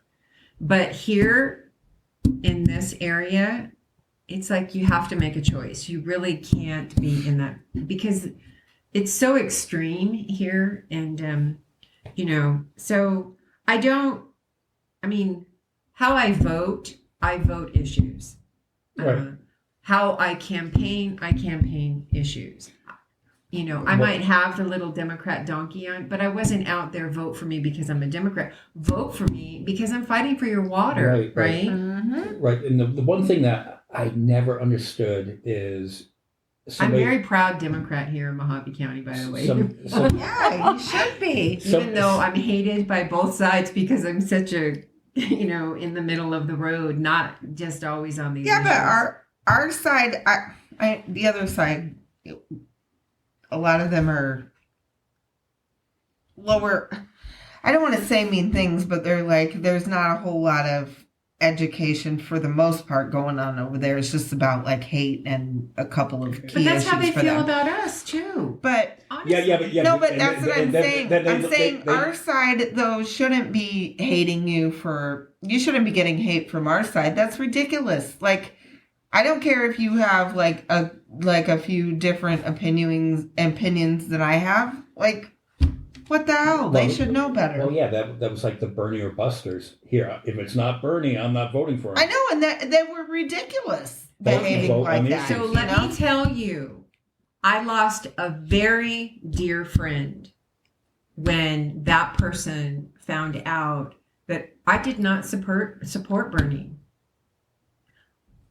They thought I did, and when they found out I didn't, I lost that. I was attacked, and I lost that friend. It was, and that's idiotic. Like I would never. I had friends who decided not to vote for Bernie Sanders. That feeling is on all sides, right? Like, but I had a good friend. Still my good friends, husband and wife, that they decided not to vote for Bernie in the primary, and I was like, okay. I mean, it's fine. I don't understand people doing that. That's crazy. Yeah. I love Bernie's idea. What I didn't like about him, he yells all the time. I just feel like he's yelling grandpa. I know, but it doesn't come across that way. Right. Like it's why one of the things I loved about Pete Buttigieg, right? Mm-hmm. He just was this, because I have PTSD, right? My brain screams at me all the time. I don't need screaming grandpa. I mean, I think Bernie's so frustrated. He's like, I'm trying to tell you people how stuff's fucked up, and no one's listening to me. No, I get it. I mean, I love the passion, right? That's what I get from him, though. But no, I understand. Some people don't like the way that he. One of those debates. Some people don't like the way he carries himself. His hair's all flying around. I love that about him. I love that meme, that was going around with him with the mittens and the coat. Me too. He's just such a down to earth. I love Bernie, right? Bernie. Who can't love Bernie? My mom used to work on his mayor campaign back in Burlington. Yeah. Years ago. He's just a great, But stop yelling at me. But people should not lose their friend. Like I don't even want to not be friends with my friends who were on the right. I'm like, but that was real. I'm like, there's things that we still like about each other. We could talk about food. We don't even have to talk. Who doesn't like talking about some delicious dish they ate? I come from a very Trump-loving Republican family across the board. I'm like the anomaly, right? So it's like, I love you, nephew, but stop pushing my button, right? You're like, let's talk about something else. Yeah. He got hacked in his it was Yahoo, or it might have been the Messenger, right? He got hacked, and so he comes back and tells me, I guess I shouldn't have used "Let's Go Brandon" as my password, And you're like, you deserve it. Sorry, not sorry. That wasn't really his password, but these are the kind of things, I feel bad for how that came about. Was Brandon Brown is a NASCAR driver on the second tier, and he won a race at Talladega, and the crowd was saying F Joe Biden. And the guy's name was Brandon, and the reporter goes, "Oh," she tried to deflect on it. Yeah. She goes, "Well, she's trying. They're going, let's go, Brandon." Now this poor Brandon guy now can't get sponsorship. Oh no! Because nobody on the corporates on the left side, they don't want to be associated with that team. Oh, that's not fair. But so this company came out, and they were one of these Bitcoin places, and they were. That's LGB Coin was the sponsorship, and they had the red, white, and blue car. So he was like, well, I can't really get sponsorship, but this place is, these people they're going to continue my career. So he accepted that sponsorship. NASCAR initially approved it, but then when they thought about it, they're like, no, we really want Let's Go Brandon chance at all the NASCAR races. So NASCAR said, that's not a good idea, even though they approved a Black Lives Matter car last year. Even though Black Lives Matter isn't really a political, it's just a statement. It's not really a political thing. Oh, but it's a political thing. Yeah, it is a political thing. So it's a slippery slope. It is a slippery slope. So NASCAR rescinded that sponsorship, that company. Did they rescind the Black Lives Matter? No. But the Black Lives Matter was one car, one race. This would be all 32 races. So, but I'm not saying... I get the argument on both sides. This is where it's hard, right? Yeah. It's hard. Yeah. It's complicated. So the LGB coin place sign Brandon to a personal appearance contract. They're not going to sponsor the car, but he'll appear at certain events and, hey, let's go Brandon chants, and all those people will show up that let's go Brandon. But the thing is, though, that will keep, he's getting a personal endorsement deal through them that's going to help finance his race team with no sponsorship on the car at all. Oh. But is it censorship?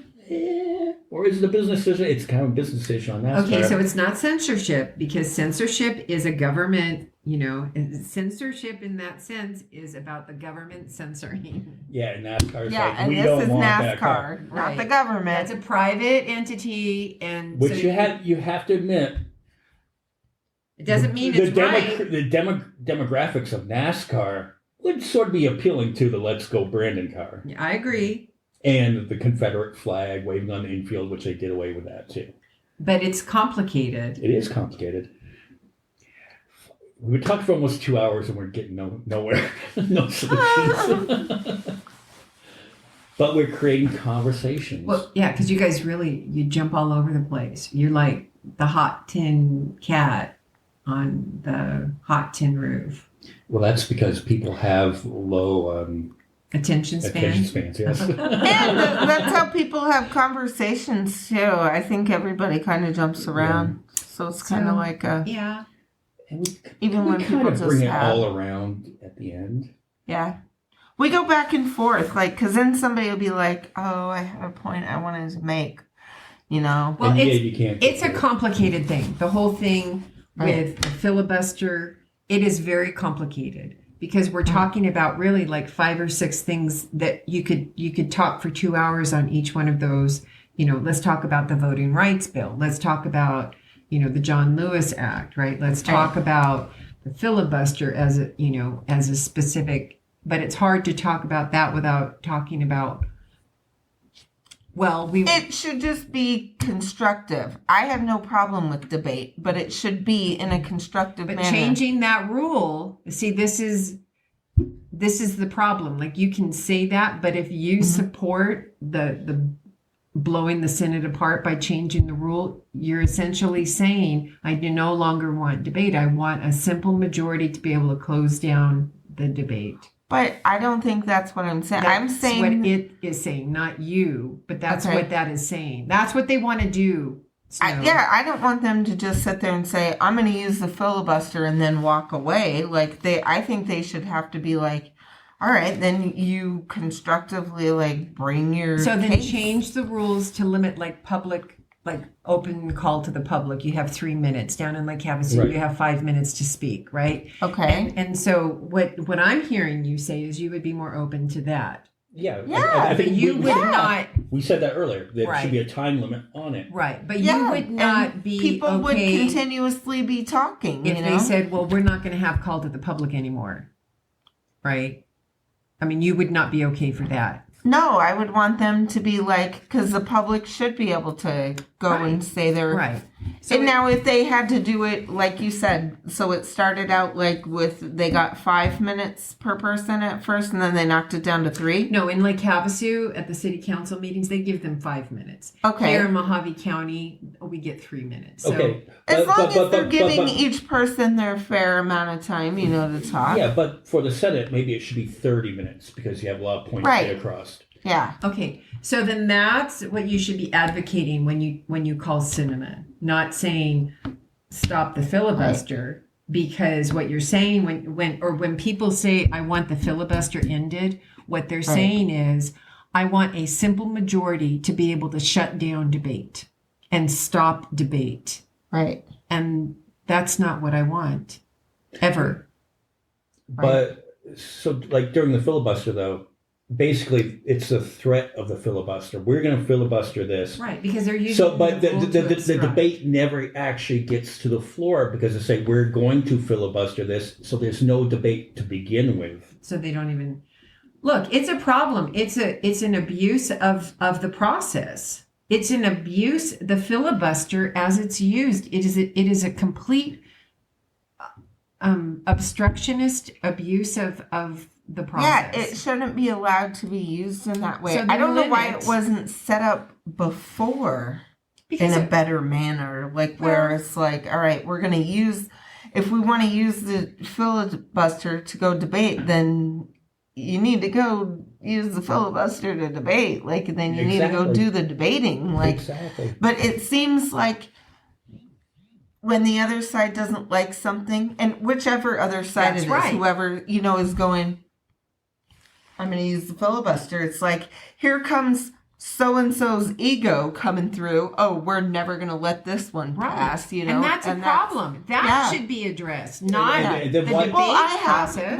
when I've called cinema before, I said, I forget how I phrased it. It might have been like, you need to maybe amend the filibuster or something. I can't remember the exact terminology because nobody's against the debate process. I don't think. But I need to be clear here. I understand that that's your understanding of it, but this call right now for them to change the Senate rules so they can have a simple majority, that's exactly what will happen.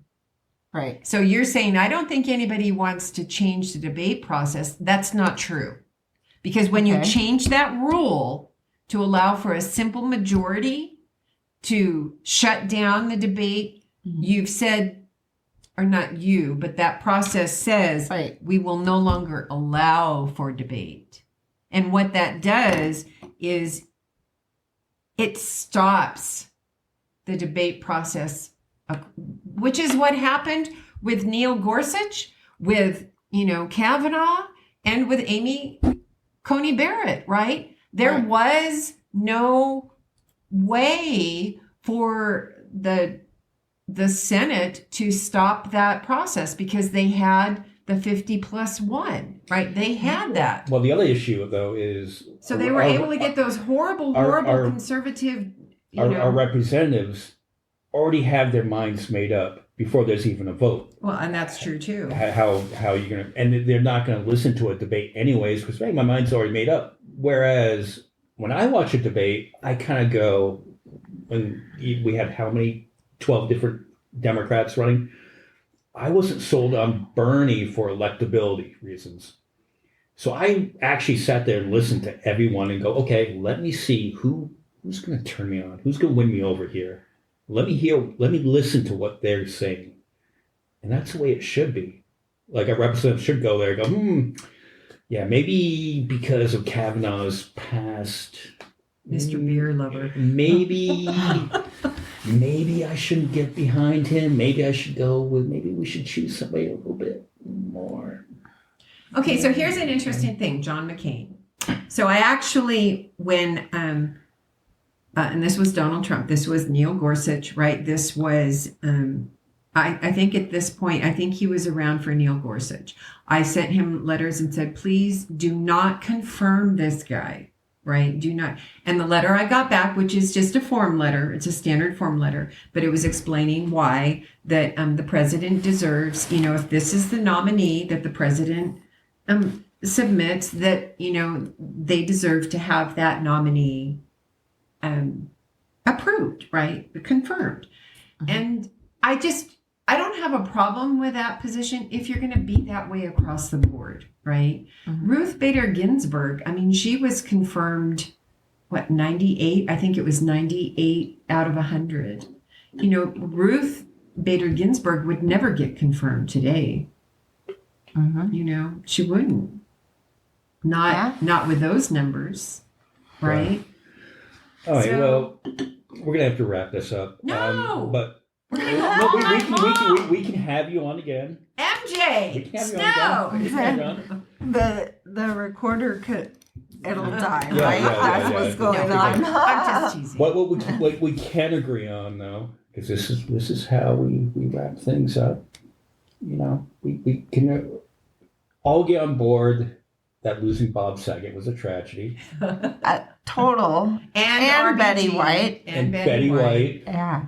And who doesn't love kittens and puppies?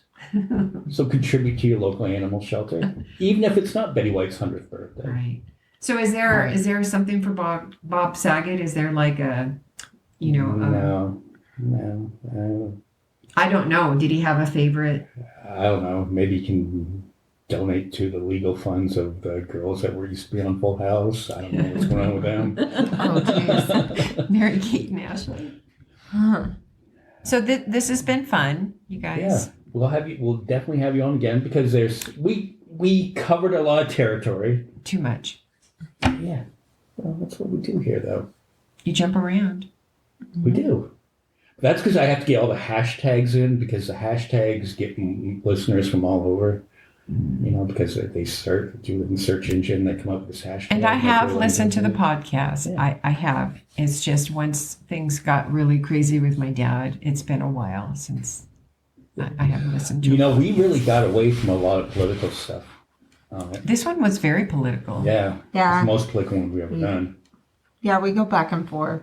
That's why, like, we try to talk do about self-help podcasts. We try to talk do about relationship other fun podcasts. stuff. I mean, not so much messy stuff all the time. This is probably the single most messiest thing that we It's have going on messy. right now. Yeah. Because they're talking about changing, again, the structure of the way the Senate functions just to get a partisan agenda through.